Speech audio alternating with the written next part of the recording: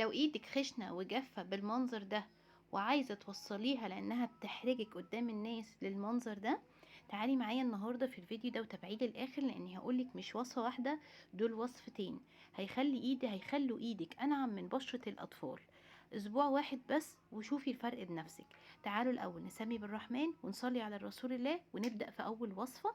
وكمان هقولك على نوع كريم هتستخدميه بشكل يومي تدهنيه على ايديكي، نوعين كريم مش نوع واحد، هيخلوا ايد ناعمة وفاتحة وما فيهاش غلطة. اول حاجة صفار بيضة، قلبي الصفار كويس كده وفكيه من بعضه، وبعدين هتضيفي عليه يا اما ليمون يا اما عصرة، يعني معلقتين عصير برتقال، لان نص الليمونة طبعا بيكون حجمها اقل شوية من البرتقال، فناخد حوالي معلقتين من عصير البرتقال او عصرة نص ليمونة المتاحة عندك، ومعلقة من العسل. قلبي بقى المكونات دي كويس جدا مع بعض، وضيفي الوصفة دي على الايد بالكامل. ركزي على العقل والاماكن الغامقة وفيها تشققات جامد، ياريت تلبسي جلوفز لو عندك، وسيبيها حوالي نص ساعة. لما تشيلي الماسك من ايديكي اغسلي ايدك كويس جدا.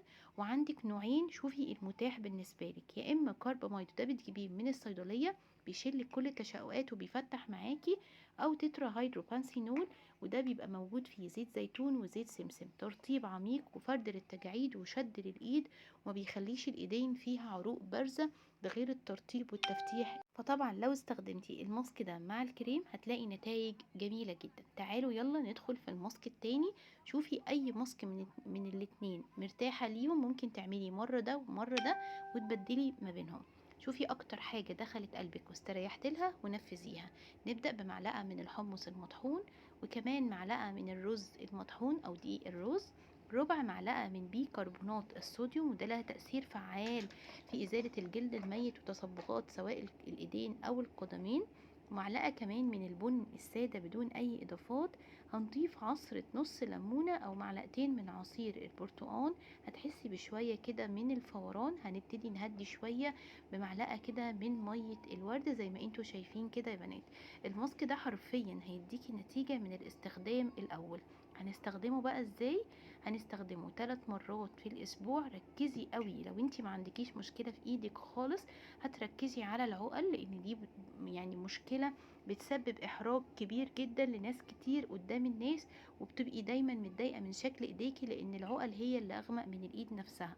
كمان لو عندك مشكلة العروق البارزة، الماسك ده هيفرد تماما وهيدي ايديكي شكل نضر برضو من اول اسبوع.